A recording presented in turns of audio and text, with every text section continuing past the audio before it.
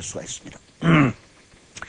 그래서 이 박이라고 하는 것은 전반적으로 이게 그런데 박괴를 보면은 전부 벗긴다, 벗겨 떨어뜨린다는 괴사가 쭉 나옵니다. 박상 뭐라고 하냐면은 박상 이런 말이 나옵니다. 상을 벗긴다, 벗겨 떨어뜨린다 이런 말이 계속 나오는데 요 괴의 모양을 보면은 거기 이제 좀 그런 게 있습니다. 요것이 상의 모양입니다. 요건 위에 판이 있고 요게 상다리입니다. 상다리라고 생각하면 돼요. 여기 가장 간단히 얘기하면 요게 상은 요렇게 돼 있죠. 간단하게 여기 다리가 두 개가 붙으면 이게 상 아닙니까? 근데 이제 다리가 좀 길죠. 그래서 하여튼 일단 상의 모습이고 그 상에서부터 밑에서부터 차례차례 벗겨져 떨어뜨리는 그런 점사가 나옵니다. 요것은 차츰차츰 위기가 가중되고 점차로 자기에게 가까이 오는 겁니다. 그 예를 한번 제가 보겠습니다. 설명을 보면은 박은 벗겨져 떨어짐이니 유는 음을 얘기합니다. 음이 강은 양을 얘기합니다. 음이 강을 변화시키는 상황이다. 이럴 때는 어디 가는 것이 이롭지 않다고 그랬습니다. 왜? 어디 가는 것은 이때는 전혀 안 좋습니다. 소인이 판을 찔 때이기 때문에 이거 어디 간들 좋은 결과를 얻을 수가 없는 상황. 오히려 멈춰서서 조심해야 될 상황. 이것이 전반적으로 박의 상황이라고 했습니다. 그러니까 잘 순응해서 멈추고 형세를 잘 살펴서 행동해야 되는 것이 바로 이 박의 때입니다. 이 박괴를 얻으면 전반적으로는 뭐 어떤 일이고 크게 기라는 것은 기대할 수가 없습니다. 크게 기라는 것은. 그렇다고 해서 전반적으로 막 모조리 안 되는 것이 아니라 대단히 조심하고 조심해서 큰 허물이 없도록 하라라는 그런 점사들이 나올 수가 있는 것이죠. 그래서 요 괴는 차례대로 밑에서부터 첫 번째는 상을 벗기는데 상이 부서지는데 첫 번째는 상 다리가 부서져 나가는 모습입니다. 다리가 부서진다 그랬습니다. 다리가 없어진다. 두 번째는 뭐라고 되어 있느냐? 상 옆에 가로된 나무가 없어진다. 그래가지고 차츰차츰 여기까지 오면은 박상이부 상을 벗기다가 상 위에 누워있는 사람 살갗까지 이제 치매가 와요. 피부까지 이제 다치는 거예요. 그러니까 피부까지 다친다는 데서는 그 상전에서 뭐라고 했느냐? 아주 재앙이 가까이 온 것이다 그랬습니다. 재앙이 아주 가까이 와 있다. 이런 상황까지 쭉 갑니다.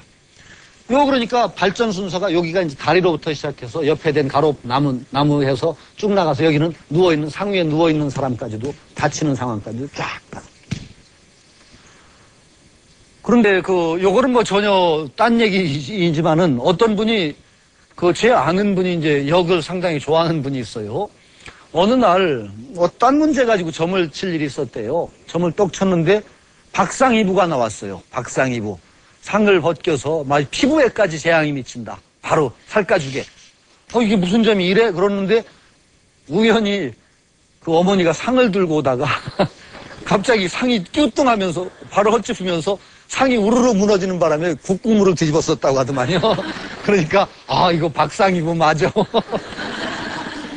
상이 벗겨 떨어져서 피부에까지 재앙이 미쳤다라고 해서 맞다고 했던 분이 있어요. 이게 전반적으로는 이거는 음이 차츰차츰 자라면서 양을 밀어내는 겁니다. 음이 밀어내는 순서로 얘기하면 그림을 그리면 이렇게 되지요. 처음에 음이 생기는 게 천풍국괴입니다. 양만 쫙 있다는 상황을 생각해 보세요. 양만 쫙 6개가 있는 상황에서 음이 밀고 나오면은 첫 번째 요게 됩니다. 그럼 천풍국괴라고 합니다. 위는 하늘이고 밑에는 바람인 거죠. 그 다음에 두 번째가 변하면은 천산돈괴가 됩니다. 위는 하늘이고 밑에는 산이니까 천산돈, 달아난다는 뜻이 있습니다. 세 번째 요가 그러면 우리가 이제 배웠던 천지비괴가 됩니다. 천지비괴가 되고 네 번째까지 음으로 되면은 이건 풍지관괴가 되죠. 풍지관괴로 돼가지고 그 다음에 산지박으로 오는 겁니다. 이렇게 쫙 밀고 오는 상황인 거죠. 그러니까 전반적으로 차츰차츰 소인의 세력, 음은 소인이라고 보거든요. 음기, 계절로 얘기하면 음기가 밀고 들어와서 거의 양기가 소진되는 상황이고 재앙이라든지 그런 걸로 얘기하면 재앙이 차츰차츰 몸 가까이 접근하는 상황. 이것이 효에 따라서 쫙 나오는 것입니다. 그렇게 이제 효사를 음미하면 될 것이고, 요 산지 밖에서 특별히 이제 제가 음미하고 싶은 효사는 맨 마지막에 남은 효사입니다. 요 하나의 양에 대한 효사가 있습니다. 요것을 집중적으로 음미해 보도록 하겠습니다. 의미가 있지 않겠습니까? 이 소인이 이렇게 쫙 밀고 들어왔는데도 의연하게 끄트머리에서 아직 버티고 있는 군자. 이 여기에는 어떤 점사가 있을까를 한번 보기로 하죠. 이렇게 나와 있습니다. 석과불식 군자득여 소인방녀라고 하는데, 해석을 하면은 큰 과일이 아직 먹히지 않은 상황이다. 큰 과일이 아직 안 떨어진 겁니다. 밑에서부터 먹어 들어왔는데 아직 큰 과일이 따먹히질 않았어요. 큰 과일이 먹혀지지 않습니다. 군자는 수레를 얻고 소인은 집을 허물게 된다 했습니다. 큰 과일이 아직 안 먹힌 거예요. 자, 여러분들 이제 가을이 넘어가고 이제 벌써 이제 가을이 왔는데요. 보면은 보통은 나무를 봐도 맨 꼭대기에 있는 과실이 제일 마지막까지 남아 있어요. 그렇죠? 감나무 같은 거 봐도 사람 손 안 닿는데 위에 꼭대기에 과실이 남아 있잖아요. 보통 짐승이나 모든 것들이 밑에서부터 따먹으니까 사람도 따먹고, 처음 감나무가 가을에 빨갛게 꼭대기 있는 감들 매달리는 거 보면 참 아름답죠. 그겁니다. 그게 석과예요. 맨 꼭대기 있는 과실이에요, 이게. 밑에서부터 먹어 들어왔어요. 쫙 먹어 들어왔어요. 그런데 여기 아직 안 먹힌 거, 큰 과일이. 산은 과일이라는 뜻도 있습니다. 나무 열매. 나무 열매라는 뜻이 있고, 이것은 마지막에 먹히지 않은 나무 열매입니다.